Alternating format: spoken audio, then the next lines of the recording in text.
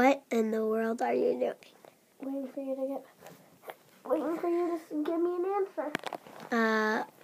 I don't know. Let's just hide your stuffed animals everywhere and expect someone to find them. And they'll be creeped out. Hey, I think we should make creepy masks. Yeah. Let's make them. Okay. Let's go. Alright. I'm going to make, not a Slender Man. I'm going to make, a more death one with, more, stitches and blood all over it. I'm just going to make a mask.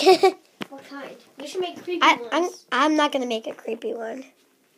You know why you should make a creepy one? Because we're going to hide a couple of our stuffed animals.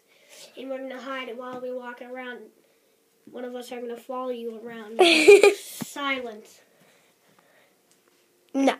I'm not making a creepy mask. I'm going to make something pretty. That's fine. You can make...